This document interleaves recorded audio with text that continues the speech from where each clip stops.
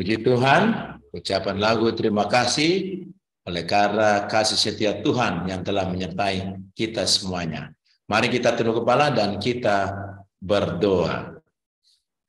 Bapa di surga, terima kasih Tuhan oleh karena kasih setiamu.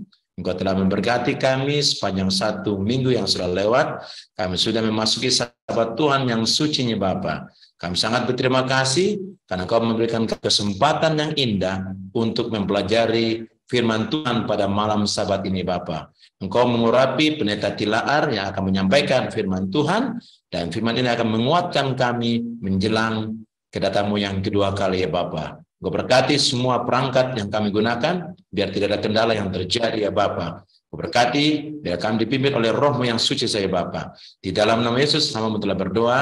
Haleluya. Amin. Amin. Kita berikan waktu ini untuk pendeta Tilaar untuk menyampaikan firman Tuhan.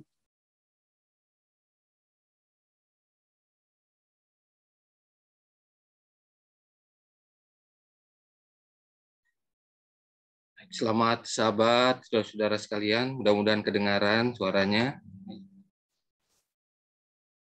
Baik, pada sahabat ini, pada Vesper, kita akan mempelajari tentang pelajaran yang sangat baik dan berguna bagi kita sebagai umat Tuhan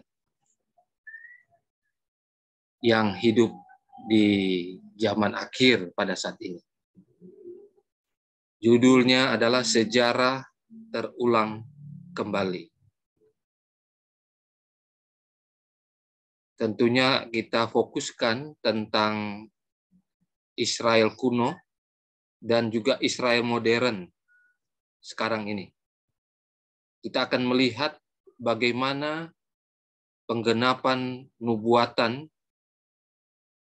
yang sudah dinyatakan oleh firman Tuhan dan juga tulisan roh nubuat tentunya yang boleh mengangkat iman, kerohanian kita meneguhkan iman kita bahwa sesungguhnya kita berada pada akhir dari sejarah dunia ini. Saya dahului dengan kutipan di dalam 1 Korintus 10 ayat 11 dan 12. Semuanya ini telah menimpa mereka, ini bangsa Israel kuno, sebagai contoh dan dituliskan untuk menjadi peringatan bagi kita yang hidup pada waktu di mana zaman akhir telah tiba. Kalau kita di dalam bahasa Inggris, di dalam versi King James, kata peringatan itu diambil dari kata ensamples. Artinya bayangan. Jadi bangsa Israel kuno, mereka itu adalah bayangan.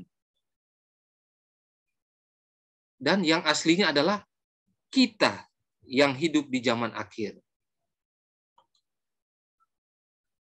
Jadi sekali lagi, kalau namanya bayangan dibandingkan dengan yang aslinya, tentu yang lebih nyata, lebih baik lagi yang aslinya tentunya daripada bayangan. Jadi sejarah bangsa Israel kuno ini adalah bayangan dari Israel modern.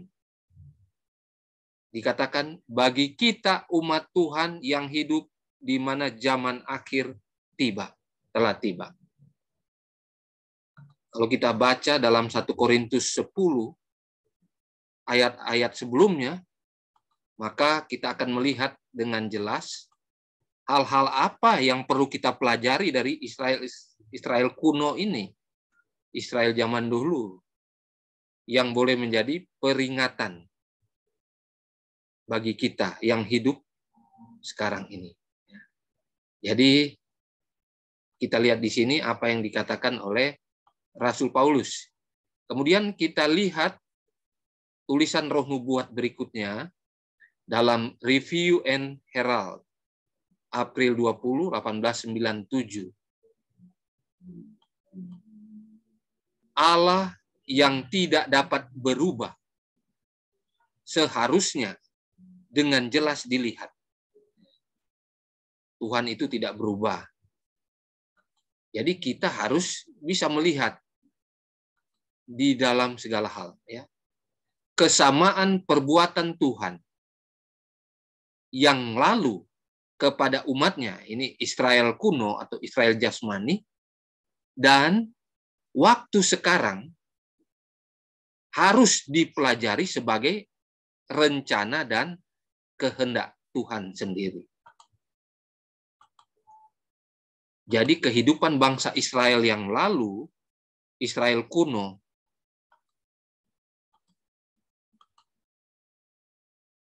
akan sama dengan Israel modern.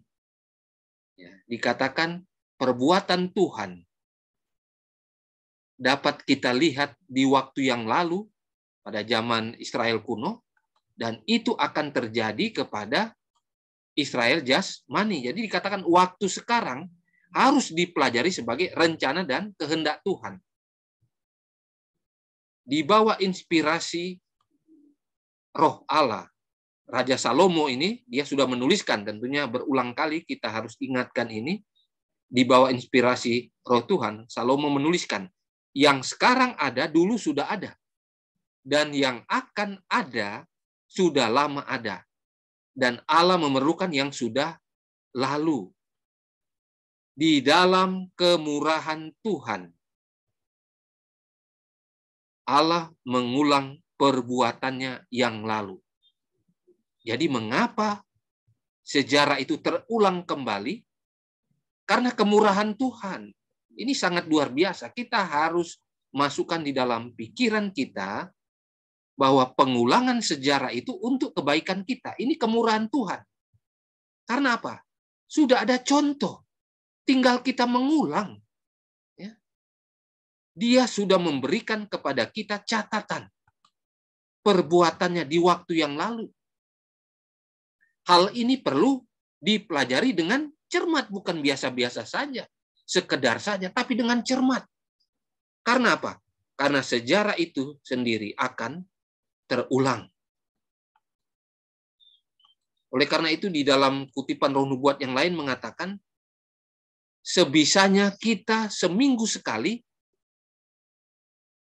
mempelajari tentang kehidupan bangsa Israel ini. Perjalanan mereka dari Mesir menuju Kanaan. Seminggu sekali kita pelajari. Karena di situ kita akan melihat perbuatan Tuhan yang akan menuntun kita juga sebagai Israel modern, Israel rohani yang hidup sekarang ini. Yang hidup di zaman di mana zaman akhir ini sudah tidak lama lagi. Jadi, kedua kutipan ini adalah landasan yang sangat kuat bagi saudara dan saya untuk mempelajari sejarah. Ya, sebenarnya bukan cuma bangsa Israel, tapi semua sejarah yang lalu. Apalagi yang ada di dalam Alkitab, dalam firman Tuhan. Perlu kita pelajari dengan cermat. Khususnya tentang perjalanan bangsa Israel dari Mesir ke Kanaan. Karena akan terulang kembali dalam kehidupan kita sebagai Israel rohani atau modern. Ya. Karena dikatakan Israel jasmani adalah bayangan kita yang aslinya, maka inilah kutipan Roh Nubuat di dalam Review and Herald 20, 1897. Kita lebih bertanggung jawab daripada mereka yang pengalamannya dicatat dalam Perjanjian Lama. Karena kesalahan mereka dan akibat dari kesalahan itu telah dicatat untuk kepentingan kita. Tanda bahaya telah diangkat untuk menjauhkan kita dari tanah terlarang. Dan kita harus diperingatkan untuk tidak melakukan apa yang mereka lakukan. Agar hukuman yang lebih buruk menimpa kita. Jadi supaya hukuman yang lebih buruk jangan terjadi kepada kita. Kita sudah tahu bagaimana bangsa Israel dalam perjalanan mereka dari Mesir ke Kanaan. Ya, jatuh bangun dalam kehidupan mereka, di dalam penurutan mereka kepada Tuhan. Dan itu adalah pelajaran bagi saudara dan saya yang hidup sekarang ini sebagai Israel modern atau Israel rohani. Inilah kemurahan Tuhan. Mengapa sejarah itu terulang? Supaya kita tidak mendapatkan hukuman yang lebih besar lagi, yang lebih buruk lagi dikatakan di sini. Ketika kita mengulangi itu. Mengapa demikian? Karena kita sudah melihat contoh. Kalau melihat contoh justru seharusnya lebih baik lagi kita untuk hidup benar di hadapan Tuhan. Berkat-berkat yang diberikan kepada generasi lampau yang mentaati Allah dicatat agar kita dapat didorong untuk berjalan dengan hati-hati dalam iman dan ketaatan. Penghakiman yang dijatuhkan terhadap pelaku kesalahan digambarkan agar kita takut dan gemetar di hadapan Tuhan. Ya, kita perhatikan bangsa Israel karena zaman teokrasi, artinya Allah atau Tuhan sendiri yang memerintah mereka sebagai raja. Jadi, kalau salah di hadapan Tuhan, sesegera mungkin dihukum. Dan hukumannya umumnya adalah kematian. Maut. Jadi inilah yang terjadi di zamannya Israel jasmani. Nah sekarang, mari kita perhatikan. Di dalam Spirit of Prophecy jilid yang keempat halaman 291. Sejarah Israel kuno adalah ilustrasi yang mencolok dari pengalaman masa lalu, tubuh Advent. Jadi di sini langsung jelas. Sejarah Israel kuno itu apa? Mencolok sekali, itu gambaran dari Advent. Tuhan memimpin umatnya dalam gerakan Advent. Jadi perjalanan dari Mesir menuju Kanaan, itu adalah perjalanan atau gerakan Advent, Advent movement. Dari gereja Seventh-day Adventist. Sama seperti dia memimpin anak-anak Israel dari Mesir. Ya. Dalam kekecewaan besar, iman mereka diuji. Seperti halnya orang Ibrani di Laut Merah. Seandainya mereka masih percaya pada tangan penuntun yang telah bersama mereka dalam pengalaman masa lalu mereka akan melihat keselamatan dari Tuhan. Nah ini untuk Advent. Jika semua yang telah bekerja dengan bersatu dalam pekerjaan pada tahun 1844 telah menerima pekabaran malaikat ketiga dan mewartakannya dalam kuasa Roh Kudus, Tuhan akan bekerja dengan kekuatan mereka. Banjir cahaya akan ditumpahkan ke dunia. Bertahun-tahun yang lalu, penduduk bumi telah diperingatkan, pekerjaan penutup selesai dan Kristus akan datang untuk penebusan umatnya. Jadi, potensi kedatangan Yesus yang kedua kali sudah bisa terjadi pada tahun 1860-an. 1860-an, 1888 sampai 1890-an, potensi kedatangan Yesus sudah bisa terjadi. Seandainya umat Tuhan pada saat itu benar-benar menunjukkan persatuan dan di dalam menjalankan iman mereka yang benar. Pekerjaan Tuhan sudah selesai di waktu lalu dan Kristus sudah datang untuk menebus umat Tuhan. Ini yang dikatakan dalam tulisan Roh Nubuat. Lalu kita lihat selanjutnya di dalam letter 259 tahun 1903. Dikatakan petunjuk yang diberikan kepada Musa untuk Israel kuno dengan garis besarnya yang tajam dan kaku harus dipelajari dan dipatuhi oleh umat Allah. Jadi bukan cuma dipelajari, dipatuhi. Karena instruksi itu, petunjuk itu dari Mesir menuju Kanaan itu datangnya dari Tuhan sendiri.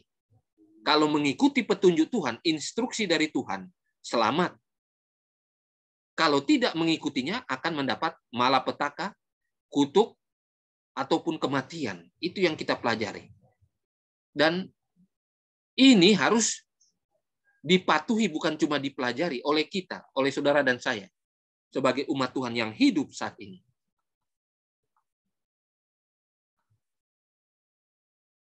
Testimoni jilid 5, 160. Jerat setan dipasang untuk kita sama seperti yang dipasang untuk anak-anak Israel. Tepat. Ya, tepat sebelum mereka masuk ke tanah Kanaan. Kita mengulangi sejarah orang-orang ini, orang-orang Israel. Pada saat kapan, saudara? Perhatikan ini. Tepat sebelum mereka masuk ke tanah Kanaan. Ini semua perlu dipelajari. Ringan, sombong, cinta kemudahan, kesenangan, keegoisan, dan ketidakkudusan meningkat di antara mereka, di antara kita. Sebagaimana mereka yang lakukan, yaitu Israel kuno dulu. Sekarang dibutuhkan orang-orang yang teguh, tidak gentar dalam menyatakan seluruh maksud Tuhan. Pria yang tidak akan tidur seperti orang lain, tapi berjaga-jaga dan sadar, mengetahui seperti yang saya lakukan, kurangnya kekudusan dan puasa dengan pendeta kita. Saya sangat sedih melihat upaya untuk meninggikan diri, jika saja mereka dapat melihat Yesus sebagaimana dia adanya, dan diri mereka sendiri sebagaimana adanya, begitu lemah, tidak efisien, ya, berbeda dengan guru mereka. Mereka akan berkata, jika namaku boleh tertulis di bagian paling kabur dari buku kehidupan, sudah cukup itu. Bagi saya sangat tidak layak dari perhatian. Adalah tugas saudara dan saya untuk mempelajari dan meniru pola tersebut. Dari Mesir menuju Kanaan, khususnya peristiwa hal-hal yang terjadi tepat sebelum mereka masuk tanah Kanaan. Di saat-saat terakhir perlu kita pelajari, karena itu gambaran dari Israel modern, Israel rohani, umat Allah di akhir zaman ini. Jadi ikuti saja, dia punya pola, meniru pola dan mempelajarinya, maka kita pasti akan masuk di Kanaan Semawi. Yang pertama kita perhatikan saudara-saudara. Spirit of Prophecy jilid 1, 243 paragraf yang pertama. Adalah bangsa campuran, mix, multitude. Adalah bangsa campuran yang datang dari Mesir, bergabung bersama bangsa Israel. Jadi bangsa campuran ini, ya, dikatakan mereka adalah umat yang berasal dari Mesir, tapi sudah kawin campur dengan anak-anak Israel. Itu yang dikatakan bangsa campuran. Dan kita lihat selanjutnya, bahwa bangsa campuran ini yang bersama umat Israel, ya, para nabi dan bapa 281, adalah yang memiliki jumlah yang lebih besar. Jadi sekali lagi, kalau kita ikuti pola ini, maka yang lebih besar di dalam tubuh Advent, SDA sekarang ini, adalah apa? Bangsa campuran, ya, yang bersama dengan umat Israel jasmani, rohani, ya, aplikasi ke sekarang. Itu lebih besar daripada yang asli. Mereka lah yang menjadi apa? Jerat bagi bangsa Israel dalam perjalanan dari Mesir ke Kanaan. Jadi bangsa campuran ini yang sudah kawin mawin dengan orang Israel yang asli, mereka lah yang menjadi jerat, yang membuat masalah di dalam perjalanan bangsa Israel ini dari Mesir ke Kanaan. Nah, kita lihat selanjutnya.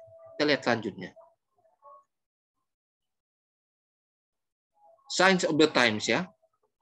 12 Agustus 1880, paragraf 2. Tuhan terus memberi makan mereka dengan roti yang dicurahkan dari surga.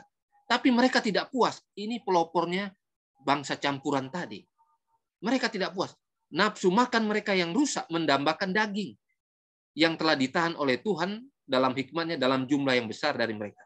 Dan orang banyak campuran tadi yang ada di antara mereka, mereka lah yang apa? Yang bernafsu.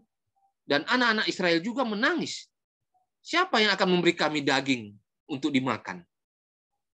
Kami ingat ikan yang kami makan di Mesir dengan bebas. Ini keluhan-keluhan dari bangsa Israel yang dipelopori oleh bangsa campuran ini. Dan seterusnya. Kemudian bold, biru, dan merah. Mereka menjadi bosan dengan makanan yang disediakan oleh para malaikat. Mana itu nggak guna bagi mereka. Bosan mereka. Mereka mau kembali ke Mesir. Dan yang mempelopori adalah apa? Bangsa campuran ini. Dan mereka adalah kelompok yang terbanyak di dalam tubuh bangsa Israel ini. Namun mereka tahu itu hanya makanan yang Tuhan ingin mereka miliki dan menyehatkan bagi mereka dan anak-anak mereka. Terlepas dari kesulitan mereka di padang belantara, tidak ada yang lemah di semua suku mereka.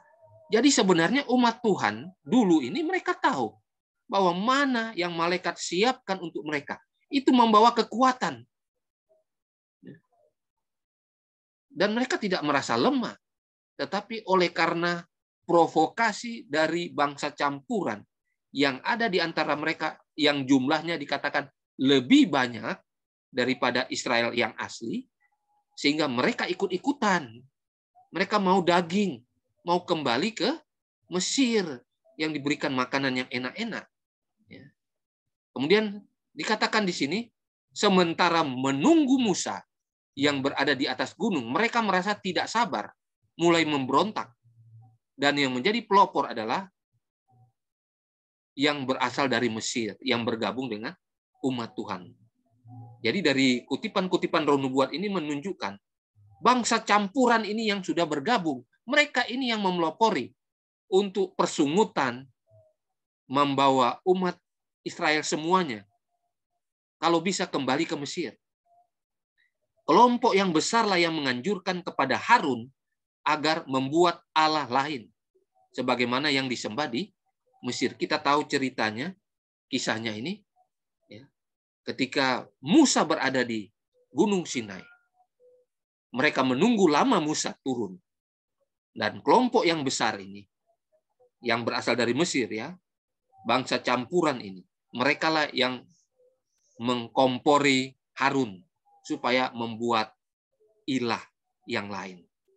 Tentunya kita tahu kisahnya, mereka akhirnya membuat lembu, anak lembu dari emas tuangan. Dikatakan lebih lanjut, bangsa campuran atau mixed multitude secara tetap yang memberontak melawan Tuhan. Secara tetap yang memberontak melawan Tuhan. Saya aplikasikan aja sebentar di sini ya, sementara, karena banyak slide selanjutnya banyak. Jadi kalau kita lihat di sini, bangsa campuran ini ternyata memberontak melawan Tuhan itu secara tetap. Artinya, di mana ada kesalahan yang ditunjukkan dalam firman Tuhan, kalau kita pelajari, pasti ada kelompok atau bangsa campuran dari Mesir ini. Dan kalau kita aplikasikan sekarang ini ya, kita langsung aplikasikan untuk sementara supaya kita tidak lupa ini, bahwa yang memelopori pemberontakan melawan Tuhan di gereja Tuhan sekarang ini adalah mereka yang dikatakan bangsa campuran. Yang dari Mesir, kawin campur, dan yang lain sebagainya. Ya mungkin baru dibaptis, akhirnya mereka lah yang memeloporinya. Atau tidak matang, dibaptis mereka. Dan mereka lah yang memberontak, mempelopori, melawan Tuhan. Terjadi pemberontakan di dalam gereja. Mereka juga yang bersungut-sungut melawan Musa dalam perjalanan menuju tanah perjanjian. Persungutan itu pelopornya mereka. Dosa-dosa mereka yang telah menyebabkan kebinasaan yang Allah buat kepada mereka dalam perjalanan ke Kanaan. Jadi ini yang terjadi dulu, dan saya coba aplikasikan beberapa, tapi nanti ada slide-slide berikutnya yang lebih jelas kita perhatikan. Orang Israel, khususnya orang banyak campuran, akan terus cenderung memberontak terhadap Tuhan. Mereka juga akan menggeruntu terhadap pemimpin mereka. Mendukakan dia karena ketidakpercayaan dan keras kepala mereka. Itu akan menjadi pekerjaan yang melelahkan dan melelahkan untuk memimpin mereka sampai ke tanah perjanjian. Jadi saudara dan saya, kita ini sebagai anggota SDA. Di dalam tubuh gereja ini ada dua kelompok. Dua kelompok yang dikatakan gandum dan lalang. Dikatakan dalam istilah di pelajaran kita, itu bangsa campuran. Karena kalau kita lihat, dulu itu bayangan, yang aslinya sekarang. Dan ini sangat melelahkan bagi saudara-saudara kita yang memiliki iman, yang menjadi penjaga-penjaga di dalam tubuh gereja ini. Penjaga-penjaga umat-umat Tuhan. Karena apa? Melelahkan dengan adanya kelompok orang yang seperti ini. Dosa-dosa mereka telah kehilangan perkenanan Allah dan keadilan meminta kehancuran mereka. Karena itu Tuhan mengusulkan, hancurkan mereka dan menjadikan Musa bangsa yang perkasa. Karena ketidaktaatan bangsa Israel pada umumnya ini yang membuat Tuhan mengusulkan kalau bisa dibinasakan. Sampai akhirnya kalau kita lihat, Musa sendiri dengan kerendahan hati, kelemah lembutannya, dia meminta Tuhan, kalau Tuhan membinasakan bangsa Israel ini, lebih baik nama saya dicabut dari daftar sebagai calon penerima kehidupan yang kekal di buku catatan surga, buku kehidupan. Sampai Musa mempertaruhkan itu. Ya, begitu hebatnya Musa.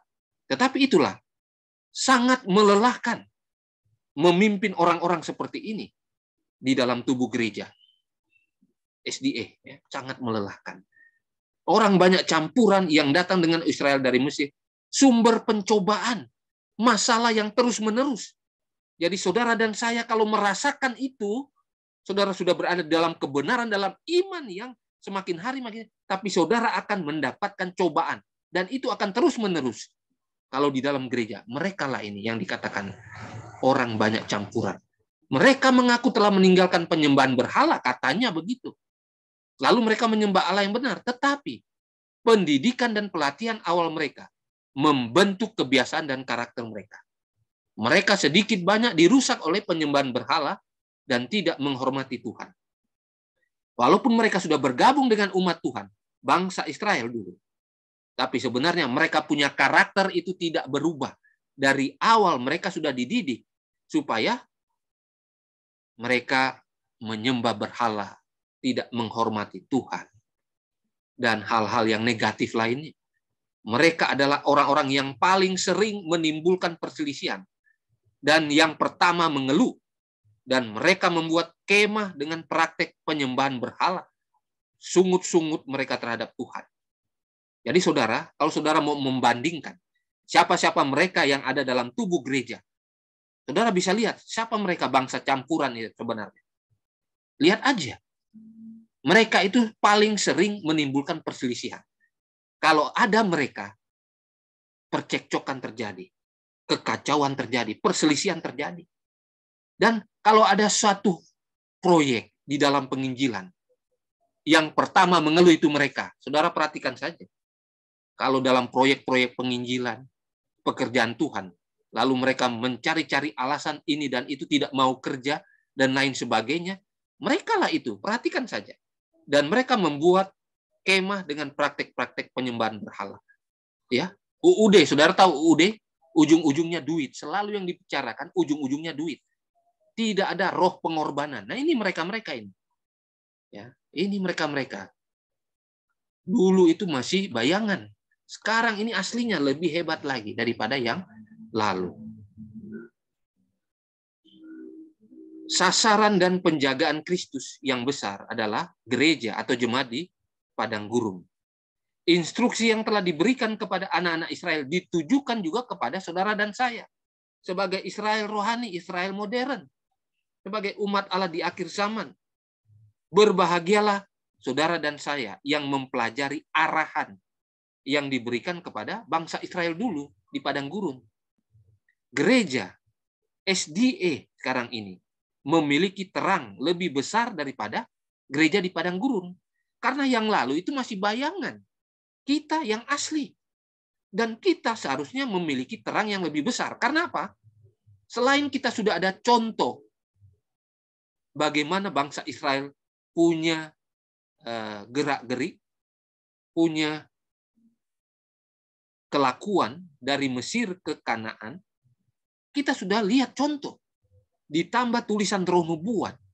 Seharusnya kita lebih baik dari mereka.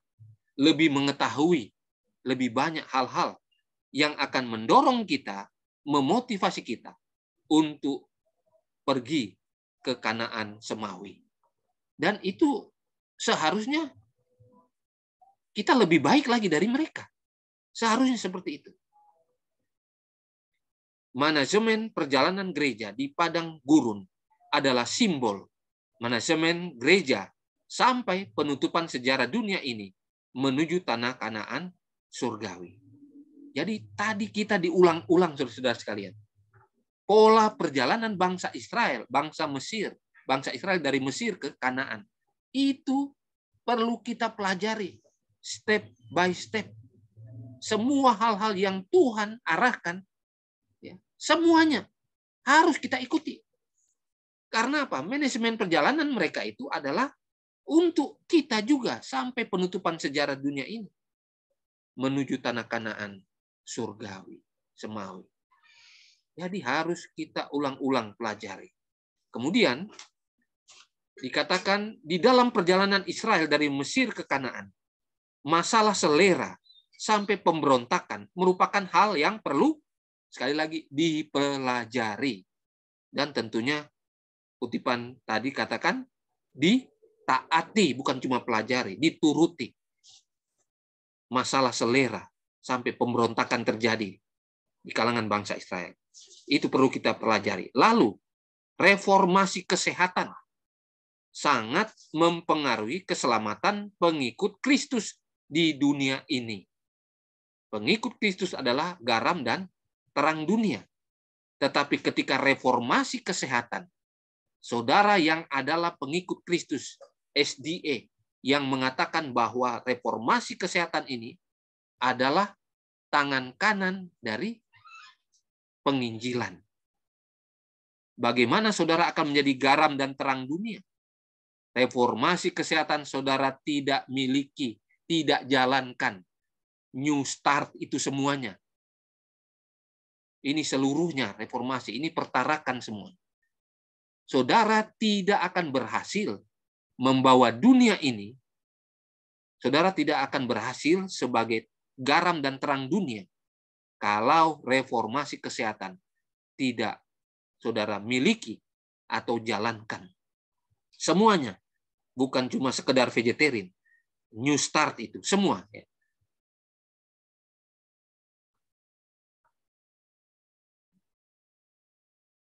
Ada perang di hati beberapa orang sejak reformasi kesehatan pertama kali. Ya. Jadi kita coba pelajari sedikit tentang reformasi kesehatan ini. Ada perang di hati beberapa orang. Sejak reformasi kesehatan pertama kali diperkenalkan. Tidak gampang. Ya. Kita punya bapak-bapak gereja, ya, para pionir gereja. Mereka juga waktu mencanangkan reformasi kesehatan, ini pro dan kontra. Mereka telah merasakan pemberontakan yang sama seperti anak-anak Israel. Ketika nafsu makan mereka dibatasi dalam perjalanan mereka dari Mesir ke Kanaan. Orang-orang yang mengaku pengikut Kristus yang sepanjang hidup mereka mengandalkan kesenangan, kepentingan mereka sendiri, selera mereka sendiri, tidak siap mengubah arah tindakan mereka dan hidup untuk kemuliaan Allah. Dan seterusnya. Perkataan dan perbuatan para pengikut Kristus adalah saluran yang melaluinya prinsip kebenaran dan kekudusan murni disampaikan kepada dunia. Para pengikutnya adalah garam dunia dan terang dunia. Sekali lagi ditegaskan saudara-saudara sekalian, reformasi kesehatan sebenarnya ujung tombak di dalam menyampaikan pekabaran. Hanya dengan inilah semua golongan manusia, lapisan manusia di dalam masyarakat akan menerima saudara dan saya. Untuk selanjutnya, saudara bisa bawa mereka untuk mengenal akan Kristus dan kebenarannya. Dimulai dari reformasi kesehatan. Kalau saudara tidak miliki ini, ya wajarlah sampai sekarang ini saudara tidak bisa memenangkan jiwa. Karena saudara tidak menjadi terang, tidak menjadi garam. Garamnya tawar terus. Ya. Terangnya bukan terang, tapi gerhana terus. Tidak sampai kebenaran itu kepada orang lain. Karena apa? Reformasi kesehatan saudara tidak jalankan. Dan ini di awal-awal reformasi kesehatan dijalankan memang menjadi pertentangan. Ya, karena apa? Masalah selera yang dilihat di awal-awalnya. Orang biasa makan enak, makan daging, makan-makan yang sedap, banyak bumbunya dan lain sebagainya, tiba-tiba diarahkan supaya apa? Kelihatannya tawar, kelihatannya tidak enak dan lain sebagainya. Tetapi inilah yang akan menyebabkan dunia diterangi oleh kebenaran Tuhan melalui saudara dan saya yang menjalankan reformasi kesehatan dengan benar. Nah, ini kalau kita lihat bangsa Israel dulu, ribuan orang mati karena makan daging. Sebagaimana Israel kuno alami, demikian juga menjadi peringatan bagi kita sekarang ini. Sejarah ketidakpercayaan mereka dicatat sebagai amaran agar kita tidak ikut teladan mereka bersungut-sungut dalam hal apa? Reformasi kesehatan. Lalu di sini tentang dosa Harun. Ya. Satu ketidaksetiaan mengarah kepada ketidaksetiaan lainnya. Kita tidak boleh berbuat salah atas saudara atau jiwa manapun yang terhubung dengan kita. Kelalaian untuk berdiri teguh demi kebenaran adalah dosa Harun. Kita tahu Harun, ya, dia lembek hatinya. Dia jiwa kompromi dan ketakutan untuk menjalankan hidup yang benar. Dan akibat dosa yang dilakukan oleh Harun, ini diulang kembali oleh saudara dan saya yang hidup sekarang ini. Ya, di antara kita. Satu ketidaksetiaan seperti yang dilakukan oleh Harun akan mengarah kepada ketidaksetiaan berikutnya. Nah, saudara-saudara sekalian, ini kutipan-kutipan ini banyak sekali ya. Ini Korah, Datan, dan Abiram. Semua adalah bayangan dicatat menjadi amaran bagi kita yang hidup di akhir zaman. Ya. Semua terjadi kepada mereka sebagai bayangan, ditulis sebagai amaran kepada kita yang hidup di akhir zaman. Jadi kutipan-kutipan ini perlu kita dalami, kita renungkan, dan tentunya kita praktekkan. Karena yang lalu itu bayangan, kita yang aslinya, dan tentunya asli artinya kita seharusnya lebih baik dari mereka. Pengalaman bangsa Israel, kalau saudara lihat di sini, seperti yang di awal saya katakan, kita perlu pelajari Mazmur 105-106, paling kurang seminggu sekali. Ini pengalaman bangsa Israel dari Mesir ke Kanaan. Saudara pelajari ulang-ulang, paling kurang seminggu sekali. Karena apa? Ini kita mengikuti pola mereka menuju Kanaan surgawi, semawi. Semua masalah yang mereka hadapi itu akan kita hadapi sekarang sebagai umat Tuhan dalam perjalanan hidup, baik secara organisasi sebagai tubuh Advent maupun pribadi-pribadi kita sebagai umat Tuhan. Sama itu. Bahkan kita lebih dari mereka karena mereka masih bayangan. Kita yang aslinya. Perlu kita pelajari bersama ya. Seandainya orang Advent setelah kekecewaan besar memegang teguh iman mereka, mengikuti dengan bersatu, menerima pekabaran malaikat ketiga dalam kuasa Roh yang tadi ya, maka Kristus sudah pasti akan datang. Tahun 1860-an. Selama 40 tahun ketidakpercayaan, persungutan, dan pemberontakan menghalangi Israel kuno dari tanah Kanaan. Dosa yang sama telah menunda masuknya Israel modern, saudara dan saya, ke Kanaan surgawi. Karena apa? Persungutan, ketidakpercayaan, pemberontakan. Memang yang memeloporinya adalah apa? Bangsa campuran. Inilah yang menyebabkan seolah-olah kita juga Israel modern ini tertunda masuk ke Kanaan semawi. Dalam kedua kasus itu, janji-janji Tuhan tidak bersalah. Nggak ada yang aneh. Ketidakpercayaan, keduniawian, ketidaksucian, perselisihan di antara orang yang mengaku umat Tuhanlah yang telah menahan dunia ini yang penuh dosa selama bertahun-tahun. Saudara-saudara, saya menghimbau kepada kita umat Tuhan. Memang waktunya sudah sangat singkat. Sudah di depan. Ya. Karena apa? Zaman kasih karunia itu sudah mau habis. Kita ini adalah last generation. Generasi terakhir Israel modern ini. Jadi kalaupun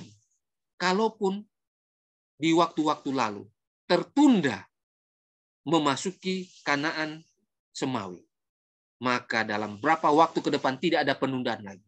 Sudah habis kasih karunia untuk kita. Sekarang ini ketidakpercayaan, keduniawian, ketidaksucian, perselisihan ini di antara orang-orang Advent. SDA, saudara mengaku umat Tuhan, katanya Advent menanti kedatangan Tuhan, tetapi di dalam kenyataannya tidak percaya, keduniawiannya luar biasa, ketidaksucian, tidak hidup kudus, dan perselisihan. Bahkan perselisihan ini luar biasa, saudara, saling membenarkan kebenaran yang dipegang, saling membenarkan diri dengan kebenaran yang dipegang. Padahal iman berbeda-beda. Tapi ngotot-ngototan untuk apa? Membenarkan kebenaran yang dimiliki. Ini perselisihan. Walaupun kelihatan hal-hal rohani, tetapi ini sumber juga di waktu-waktu yang lalu yang menahan dunia ini belum berakhir. Tapi sekali lagi, kalau kita lihat sekarang, maka tidak ada lagi penundaan. Malahan apa? Waktu bisa dipercepat di dalam masa kesukaran. Juru selamat kita tidak muncul secepat yang kita harapkan. Tapi apakah firman Tuhan gagal? Tidak, ya. Karena apa? Yang berhubungan dengan keselamatan, dengan kutuk, dengan kebinasaan, hidup dan mati, nubuatan-nubuatan ini bersyarat. Ya, sekali lagi bersyarat. Dan Tuhan tidak mau sedikit orang yang diselamatkan dari kalangan umat Tuhan, bahkan manusia yang pernah hidup di dunia. Tuhan mau semuanya selamat. Kalau kita pelajari firman Tuhan, Tuhan mau semua manusia itu diselamatkan. Tapi kenyataannya tidak demikian, ya, tidak demikian. Saudara, ini yang terjadi di kalangan umat Tuhan. Umat yang mengaku Kristus bukan lagi umat yang terpisah dan istimewa. Garis demarkasi tidak jelas. Orang-orang menundukkan diri mereka pada dunia, pada prakteknya, kebiasaannya, keegoisannya. Gereja telah pergi ke dunia dalam pelanggaran hukum. Ketika dunia seharusnya datang ke gereja dalam ketaatan pada hukum, setiap hari gereja dipertobatkan kepada dunia. Orang yang mengaku Kristen adalah budak mamon. Ini sekarang. Kalau bicara Kristen, karena ini tulisan Roh Nubuat, ini untuk saudara dan saya. SDA. Kristen yang sebenarnya. Pemanjaan selera mereka. Pengeluaran uang yang berlebihan untuk kepuasan diri. Sangat tidak menghormati Tuhan. Saudara-saudara, hal-hal ini yang menyebabkan saudara dikatakan setiap hari gereja ini adalah orang-orangnya. Umat-umat Tuhan yang mengaku umat-umat Tuhan setiap hari ditobatkan kemana? Kepada dunia. Artinya setiap hari mereka cenderung sama dengan dunia.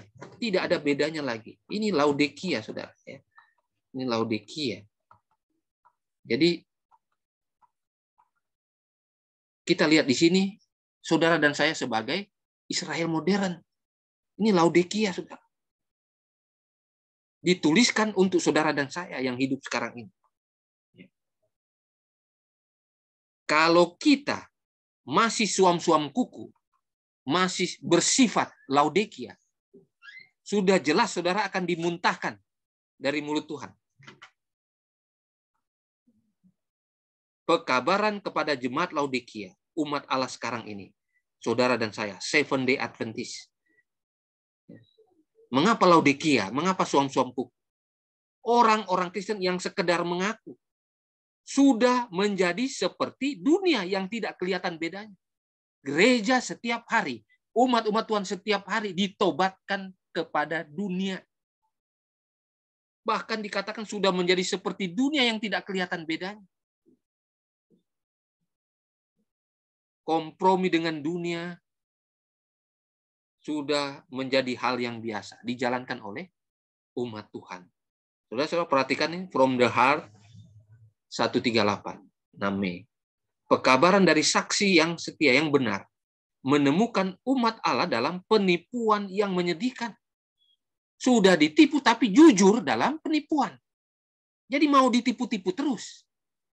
Keduniawian terus. Perselisihan terus. Membenarkan diri terus. Mereka tidak tahu bahwa kondisi mereka ini menyedihkan di mata Tuhan. Ini Laodikia, saudara dan saya. Israel rohani, Israel modern. Sementara orang-orang yang disapa menyanjung diri mereka sendiri. Mereka dalam kondisi rohani yang agung. Pekabaran saksi yang benar mematahkan rasa aman mereka. Dengan kecaman yang mengejutkan. Atas keadaan mereka yang sebenarnya dari buta rohani, miskin, sengsara. Kita ini tertipu, tapi jujur di dalam bahwa kita tertipu. Biar aja demikian. Inilah kita, penipuan yang menyedihkan. Testimoni jilid 4, 89, paragraf pertama. Saudara-saudara, jangan bangga kita sebagai Laodikia. Jangan bangga. Kita gereja nubuatan. Tetapi Laodikia ini jangan menjadi milik kita. Kita harus keluar dari keadaan suam-suam kuku Laodikia ini.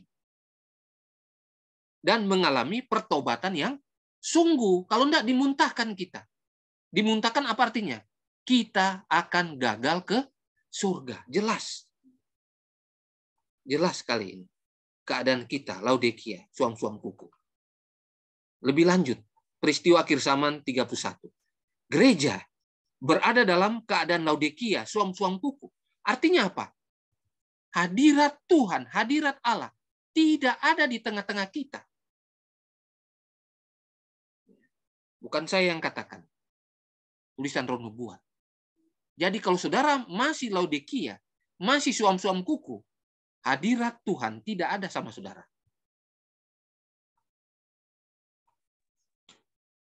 Gereja Laodikia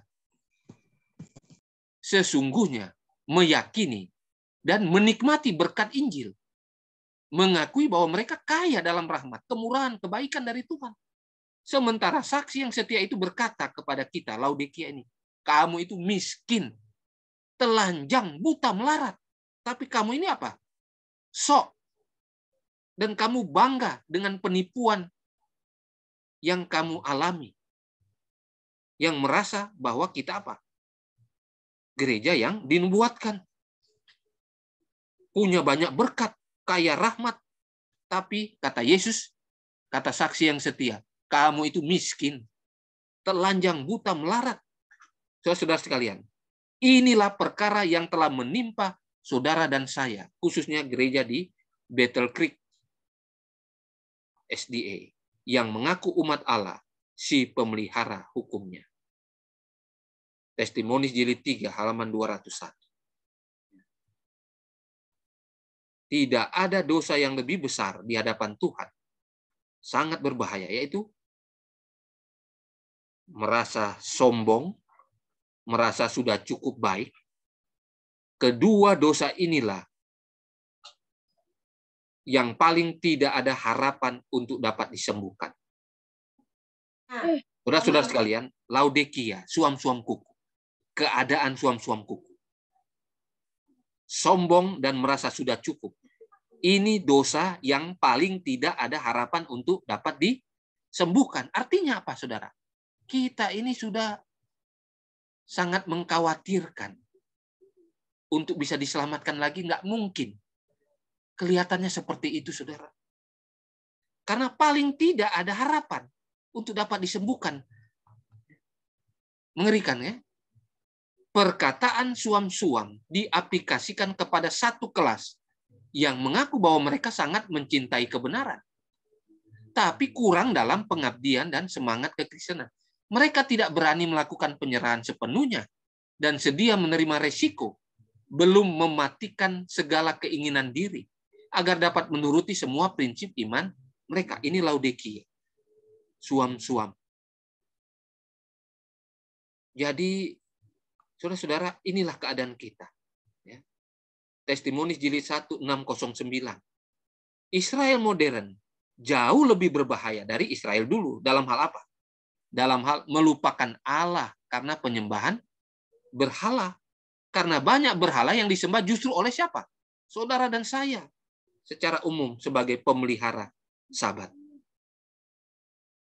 Jadi kita ternyata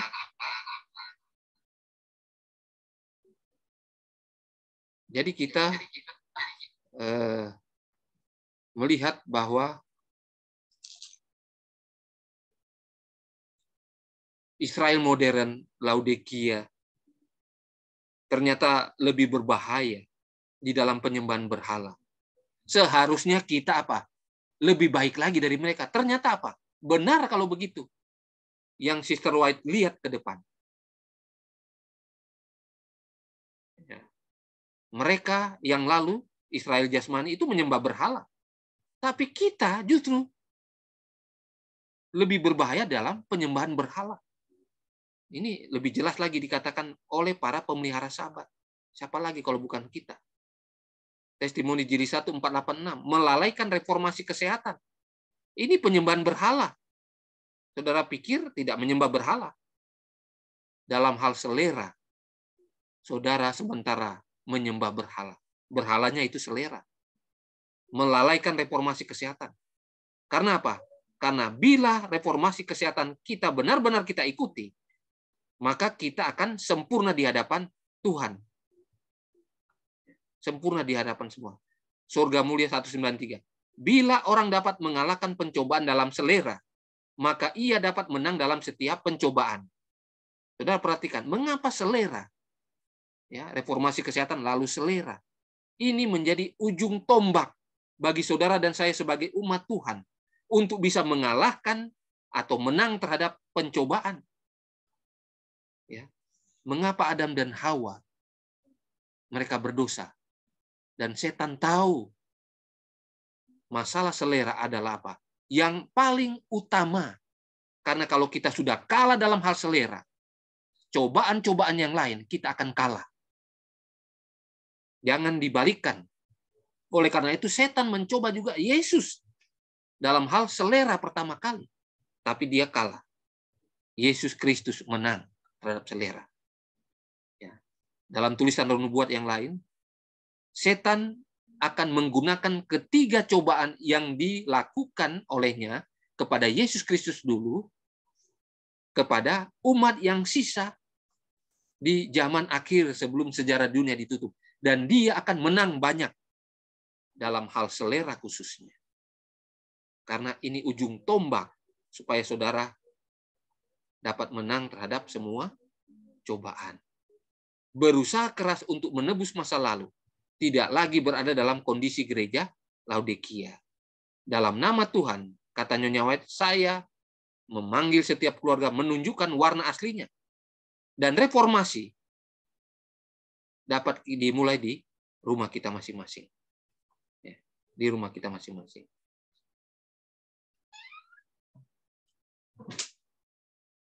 Saudara, dikatakan dalam Review and Herald 2 Oktober 1891, kita tidak diselamatkan sebagai satu sekte. Jadi organisasi Advent ini tidak menyelamatkan saudara. Ya. Denominasi tidak menyelamatkan kita. Kita diselamatkan secara pribadi sekali lagi. Sebagai umat percaya di dalam Yesus Kristus. Jadi kalau ada oknum-oknum di organisasi kita, mereka berbuat dosa, berbuat salah, jangan kita ikuti. Ya. Jangan kita ikuti. Kalau kita punya lembaga-lembaga yang ada, mengarahkan kepada kejahatan, dosa-dosa, ya, jangan ikuti. Sekali lagi, kita diselamatkan secara pribadi sebagai umat Tuhan dalam Yesus Kristus. Berikut kutipannya lagi, saudara. Sekali lagi, ini tulisan Roh Nubuat, bukan saya yang buat.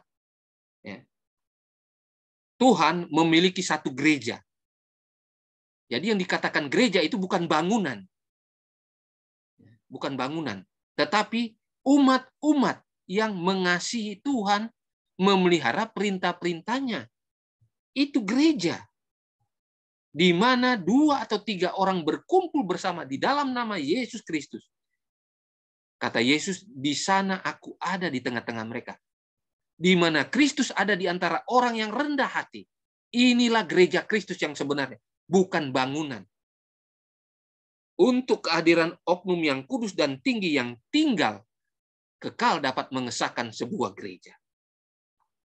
Upward Luke 3:15. Saudara-saudara sekalian, ya. Ini dikatakan oleh tulisan Roh Nubuat kepada kita. Walaupun demikian, saudara, gereja yang lemah dan cacat perlu ditegur ini, diamarkan, dinasihati adalah apa? Satu-satunya tujuan di bumi terhadap mana Kristus karuniakan penghargaannya yang tertinggi. Walaupun oknum-oknumnya tidak beres, banyak yang nggak benar, di mana kelompok yang lebih banyak di dalamnya adalah apa? Adalah bangsa campuran yang istilah di Israel jasmani, tetapi tetap menjadi perhatian Kristus sampai akhir zaman. Lalang gandum tetap ada. Masalah-masalah itu tetap ada dan tetap ada sampai hari kiamat. Namun gereja di zaman akhir ini harus menjadi terang dunia yang dicemari oleh dosa. Nah, yang ada demikian, saudara. Selected Messages jilid 2, 6-9. Ada dalam gereja anggota yang sombong. Banyak. Merasa diri cukup. Banyak. Ini Laodikia. Ketidakpercayaan yang keras kepala. Banyak juga. Merasa ide mereka lebih baik. Nah, ini ada. Yang benar itu. Meskipun bukti ini sesuai dengan pekabaran gereja Laodikia, hal itu semua tidak akan menghapuskan gereja.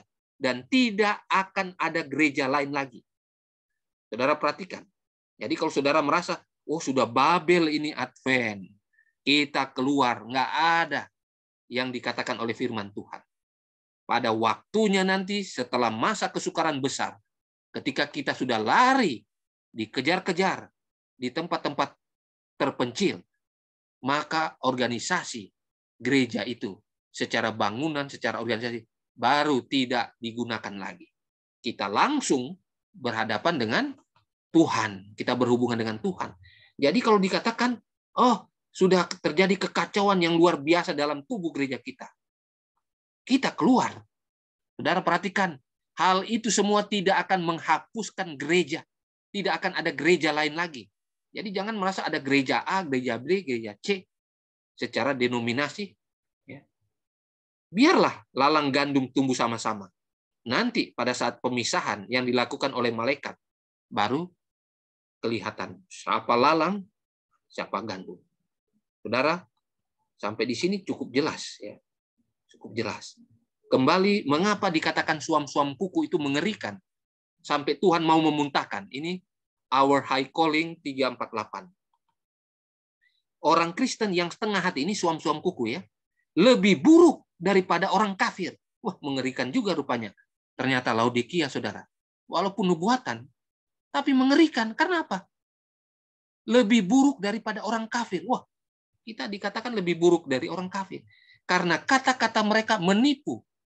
Dan posisi mereka yang tidak punya komitmen membuat banyak orang tersesat. Wah, itu rupanya. Mengapa suam-suam kuku sangat tidak disenangi oleh Tuhan.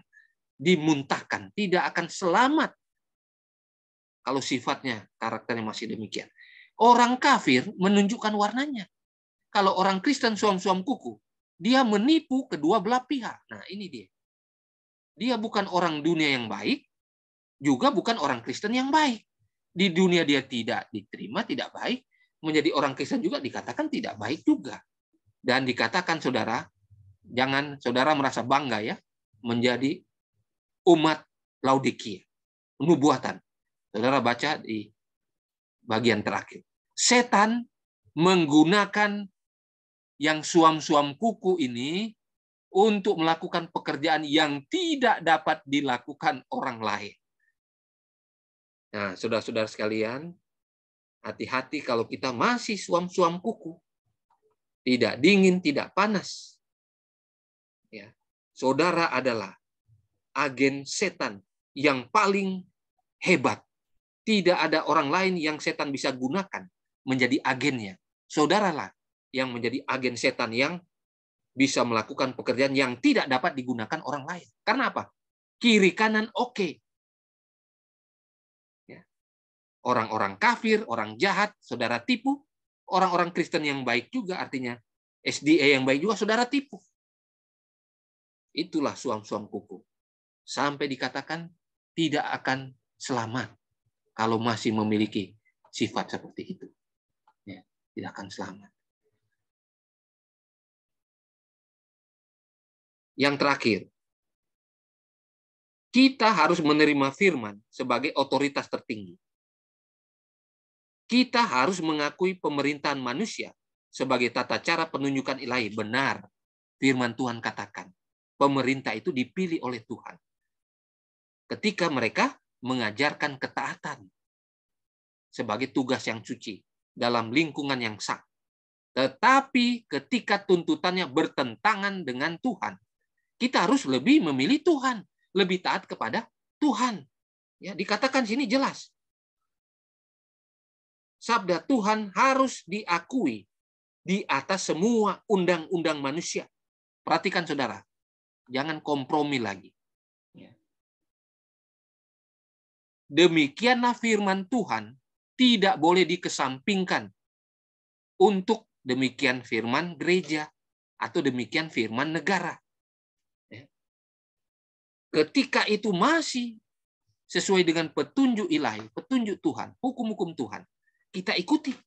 Tetapi ketika gereja ataupun pemerintah sudah mengarahkan kepada tuntutan duniawi, mengikuti hal-hal duniawi, kepada kejahatan, ya, demikianlah istilahnya firman gereja, demikianlah firman negara, maka mahkota Kristus harus diangkat di atas mahkota penguasa duniawi. Saudara harus berani untuk menjalankannya sekarang-sekarang ini. Saudara Israel modern, saudara Laodikia yang dinubuatkan. Tapi jangan jadi Laodikia, jangan jadi keadaan suam-suam kuku. Tidak dingin, tidak panas. Saudara harus tegas dalam hal ini. Ya. Saya tahu banyak hal yang saudara hadapi sekarang ini. Ya. Banyak hal yang saudara hadapi dengan kehidupan yang ada di gereja dan di mana saudara tinggal. Ya. Saudara-saudara sekalian, kutipan yang terakhir untuk kita. Testimony to Minister 2332. Sekaranglah waktunya bagi yang lalai untuk bangun dari tidur. Sekarang waktu untuk memohon dengan sangat jiwa-jiwa agar tidak hanya mendengar firman Allah, tapi tanpa menunda mendapatkan minyak dalam bejana mereka bersama lauk. Minyak itu adalah kebenaran Kristus. Jadi ada anak, gadis yang bodoh, gadis yang bijaksana. Yang membedakan gadis bodoh dan gadis bijaksana adalah minyak yang ada dalam buri-buri. Dan minyak itu adalah kebenaran Kristus. Dan kebenaran Kristus itu melambangkan karakter, dan karakter tidak dapat dipindahkan. Oleh karena itu, gadis yang bodoh, dia tidak bisa mengambil dari gadis yang bijaksana minyak itu. Karena itu karakter. Karakter bukan langsung dipindahkan begitu saja. Tidak ada manusia dapat menjaminnya satu dengan yang lain. Tiap orang harus memperoleh bagi dirinya apa? Satu karakter yang disucikan dari setiap titik noda dan dosa. Saudara-saudara sekalian, demikianlah pelajaran kita pada malam hari ini. Dengan pertolongan Roh Kudus, saudara akan disanggupkan untuk mengerti dan menjalankannya. Pola kehidupan perjalanan bangsa Israel dari Mesir ke tanah Kanaan menjadi pola perjalanan kehidupan iman rohani saudara dan saya sekarang ini. Pelajari dan pelajari. Dan saudara perhatikan, kalau saudara ikuti dengan cermat, dengan benar, dalam hal-hal yang positif, yang bisa membawa kepada kekanaan semawi, maka saudara juga akan membawa banyak jiwa-jiwa di sekitar saudara kepada Tuhan. Karena saudara akan menjadi terang dan garam dunia. Kiranya Tuhan Yesus memberkati kita. Amin.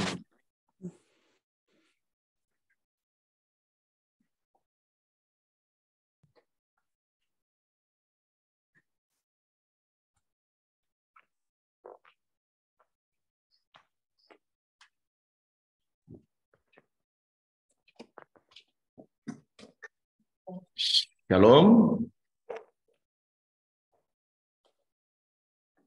Terima kasih pembahasannya yang luar biasa yang kita sudah dengarkan. Karena ini akan menguat kita menjelang kedatangan Tuhan yang kedua kali. Ya, kita akan masuk kepada pertanyaan ya, Pendeta. Ya. Ya, ini ada satu pertanyaan ini dari Abel Manopo. Tetapi apakah jika ada kesalahan yang terjadi dalam tubuh gereja secara individu, bolehkah kita tetap menegur dalam konteks wajar dalam tuntunan Tuhan? Kita tidak mengikuti dosa yang diperbuat, bukan berarti kita tidak boleh menegur secara langsung kan?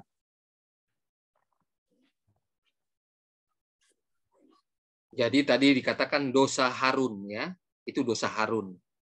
dosa Harun, dia berkompromi, dia takut menegur, akhirnya dia mengikuti untuk membawa bangsa itu menyembah ilah lewat anak lembu dari emas itu. Dikatakan tulisan Roh Nubuat sangat jelas. Seharusnya apa? Kita tidak lembek seperti Harun. Kalau ada dosa, tegur. Ada risiko nggak? Ada. Mengikuti kebenaran, apalagi kita sebagai penjaga-penjaga umat Tuhan. Itu banyak risiko. Risiko kita akan diserang. Kita akan dikatakan, sok alim, sok benar. Kita akan dikucilkan. Bahkan nanti dianiaya. Justru nanti dalam waktu-waktu tertentu kita akan dianggap tidak benar. Justru hal-hal yang seperti itu, kompromi seperti itu, yang dianggap benar pada waktunya nanti. Jadi kita harus menegur, ya, mengamarkan. Justru kalau kita lihat ada kesalahan atau dosa yang benar-benar dilakukan di depan mata kita, saudara-saudara kita seiman, kalau kita tidak menegur, sama saja kita melakukannya. Kan saudara tidak mau demikian. Jadi tegur. Ya. Kalau memang itu perlu 4 mata lebih dulu, artinya berdua saja, jalankan prosedur yang ada. Kalau tidak mempan, panggil saksi, dan seterusnya. Kalau mungkin dosa-dosa yang dikatakan besar dalam tanda kutip, ya. Tapi kalau dosa-dosa yang kecil tapi di pandangan Tuhan besar kecil sama, akibatnya maut juga, kematian. Jadi dosa apapun perlu kita mengamarkan, tegur. Ya. Walaupun kita tidak secara langsung, tetapi dalam waktu yang khusus kita bisa memberitahukan. Lihat keadaan kita. Ya. Tapi kalau dosa yang Tuhan lihat itu memalukan gerejanya, maka jalankanlah disiplin yang besar itu, supaya gereja Tuhan tidak dipermalukan di mata dunia. Tetapi kalau bisa dijaga di antara gereja kita, ya diselesaikan sesegera mungkin. Ya. Kalau sudah memalukan secara umum, gereja Tuhan dipermalukan, ya, maka disiplin itu perlu dijalankan dengan kasih tentunya, ya, dengan kasih. Oke, terima kasih. Ada tanggapan dari Pak Radot Pandiangan. Orang yang setengah-setengah milik Allah, setengah-setengah milik dunia, teguran keras kepada saya. Baik, ada lagi yang mau bertanya atau yang mau raise hand? Oh, ada saudara Abnor. Silakan, boleh langsung dibuka kameranya.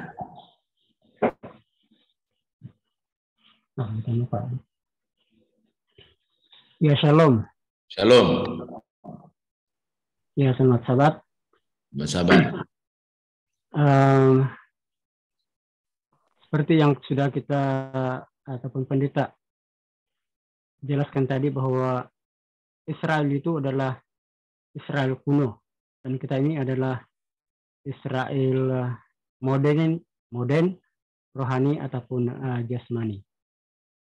Persoalan saya sekarang, atau persoalan saya ialah bagaimana cara kita supaya kita tidak ada keinginan untuk keinginan sifat-sifat duniawi atau suam-suam kokoh itu atau lodekiah itu. Itu saja. Terima kasih. Ya, terima kasih. Tadi kutipan itu sangat jelas, ya. Semua cobaan kita bisa hadapi kalau kita menang dalam selera. Jadi reformasi kesehatan dulu total itu, di mana selera itu nomor 1. Kita sudah menjalankannya, otomatis hal-hal yang rohani itu akan menjadi bagian kita, itu jadi fokus kita. Ya. Oleh karena itu, tulisan Roh Nubuat berulang-ulang dan banyak kali menyatakan bahwa reformasi kesehatan itu, ya, prinsip reformasi kesehatan itu sangat membantu kerohanian kita dan juga untuk membawa orang lain mengenal Kristus, mengenal kebenaran Tuhan. Jadi selera, coba selera dulu, ya. Mengapa sampai Yesus juga dicobai pertama kali oleh setan? Selera. Karena setan tahu itu masalah selera ya, masalah leher ini. Dan juga ini New Start ini banyak hal, ya. Tetapi ini masalah selera. Karena dari situlah dia bisa apa? Goncang iman kita. Dari situ cobaan-cobaan lain kita akan gampang kalah. Tapi kalau kita sudah menang dalam hal selera, dikatakan oleh tulisan Ron buat tadi apa? Semua cobaan kita bisa. Tapi artinya kita tidak akan suam-suam kuku lagi. Kita akan keluar dari keadaan suam-suam kuku. Selera. Ya, jangan anggap enteng ya masalah selera. Di situ Yesus dicobai pertama kali. Ya, Adam dan Hawa, kita punya nenek moyang, gagal dalam hal selera. Tapi Yesus dia menang. Dan kita harus menang dalam hal selera. Jadi begitu ya, Pak siapa tadi?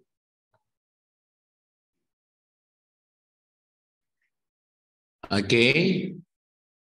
Dari Pak James, selamat sahabat Bapak Pendeta, mohon pendapatnya apakah kita sebagai boleh menikah secara adat tapi tidak menikah secara advent atau tidak melakukan pemberkatan di gereja? Apakah pernikahan seperti itu dibenarkan? Karena menurut teman-teman yang lain itu salah. Mohon jawabannya. Saudara-saudara sekalian, tetap Alkitab nomor 1. Ya. Gerejawi atau hal-hal yang dilakukan oleh gereja itu nomor 1 dibandingkan adat atau budaya kita. Bahkan pemerintah juga, kalau kita menikah secara gereja, itu yang lebih utama. Pemerintah itu yang kedua untuk catatan sipil. Itu sebenarnya. Karena apa?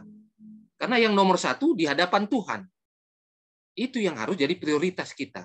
Bukan di hadapan manusia melalui adat istiadat. Kalau adat istiadat itu mendukung Alkitab atau firman Tuhan, jalankan. Tapi kalau itu melenceng dari kebenaran firman Tuhan, tidak meninggikan Tuhan, saudara harus berani mengambil keputusan keluar dari hal-hal seperti itu. Keluar dari hal itu. Resikonya ada, saudara akan dikucilkan dari keluarga. Saudara akan dikucilkan dari teman-teman dekat. Ya. Karena saudara meninggikan Alkitab, firman Tuhan. Meninggikan Tuhan. Ya. Mungkin itu saja yang bisa saya sampaikan. Terima kasih.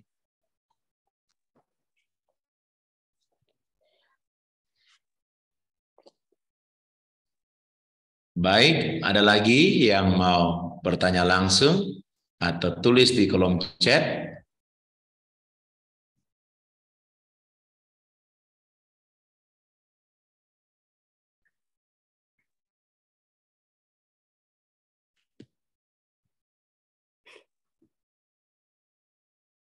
Ada lagi? Tidak ada lagi. Sister Warlinda, silakan. Selamat malam. Selamat malam. Secara terulang, waktu bangsa Israel perjalanan dari Egypt ke Kanaan, hanya sedikit yang tiba di Kanaan yang asli dari Israel. Dari Egypt. Dengan ke kita sekarang, bisa saja hanya sedikit juga ya, Pastor ya. Perjalanan kita sebagai mulai dari SDA ya. SDA ini kan sejak zamannya Ellen G. White, right? Maka akan seperti itu juga secara terulang sedikit ya, Pastor ya. Ya. Jadi yang selamat kan 2 orang saja kan yang masuk ke tanah Kanaan. Yang umur 20 tahun ke atas, generasi yang berikut ya. Perjalanan Israel itu kan 40 tahun. Iya. 40 tahun. Jadi satu generasi itu habis semua. Dan generasi yang 20 tahun ke bawah itu mereka lah yang masuk di tanah Kanaan bersama Kaleb dan Yosua. Ya. Nah, siapa mereka? Ya aplikasikan saja sekarang. Jadi bangsa campuran ini ya yang menyebabkan bangsa asli yang apa? Terpengaruh dalam hal seperti itu. Dan nubuatan itu sangat jelas. Kalau Nyonya White katakan 1 dari 20 untuk umat Tuhan yang tidak terdaftar dalam buku gereja, yang siap mengakhiri hidup sebagai orang yang beriman kepada Tuhan dan yang tidak punya pendirian di dalam menjalankan kehidupan mereka.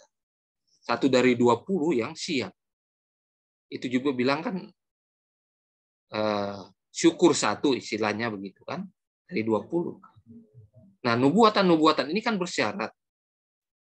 Kalau masih tetap suam-suam kuku, ya seperti itu jadinya. Ya, seperti itu jadinya. Karena berhubungan dengan keselamatan.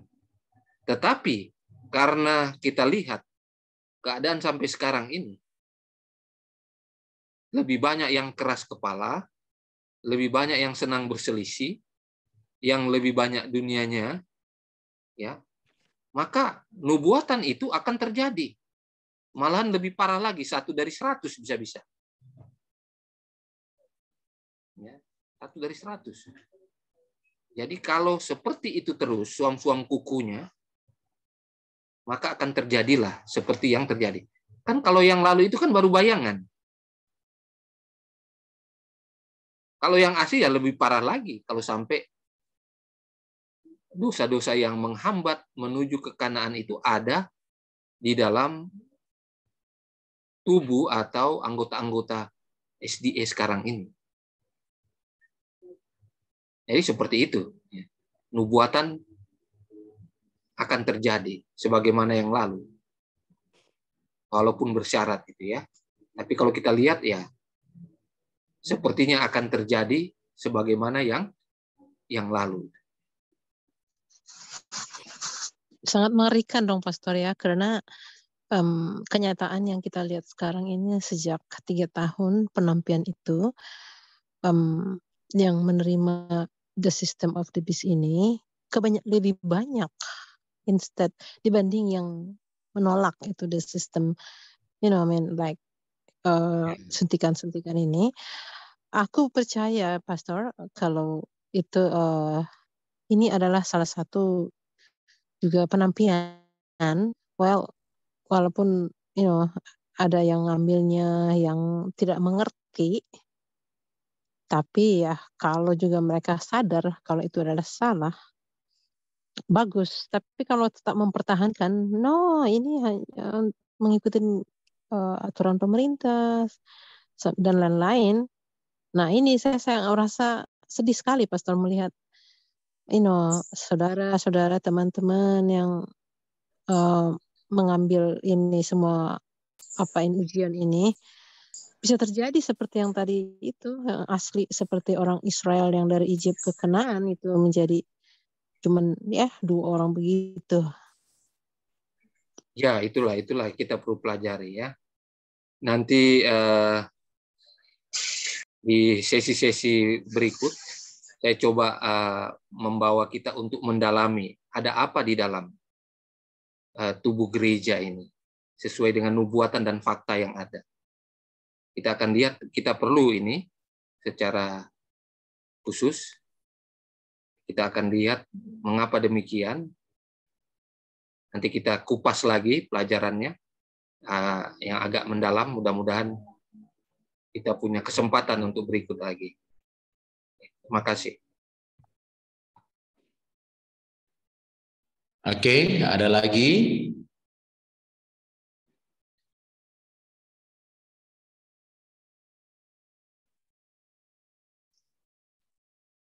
Yang mau bertanya langsung, raise hand atau tulis di kolom chat, atau sudah sangat jelas?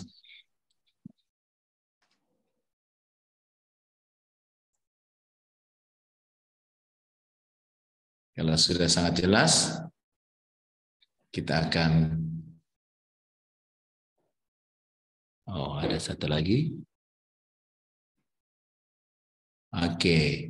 Selamat Hari Sabat. Soalannya kita adalah bayangan sebagai Israel kuno. Kita tahu Israel kuno dipimpin oleh Musa. Jadi siapa yang menggantikan tempat Musa sekarang? Adakah Gigi? Mohon pencerahan. Terima kasih. Saya akan bahas khusus ini. Yang jelas itu Sister White ya, Nyonya White. Nanti kita lihat kutipan-kutipannya ada. Kita akan coba membahas itu ya. Kita akan membahas itu. Oke. Oke. Ada satu sesi ya pendeta ya, khusus ya. Oke. Ya, itu agak mendalam ya. Mudah-mudahan ada waktu yang semua. Saudara-saudara yang sudah hadir sekarang. Hadir lagi, jangan sampai ketinggalan. Bagian kedua, itu disinggung nanti ya. Oke, sip. Ada lagi?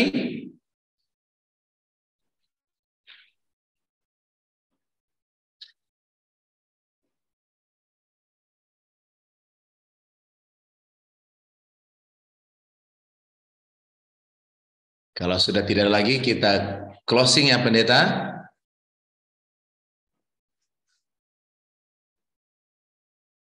Kita mau nyanyi lagu tutup dulu ya.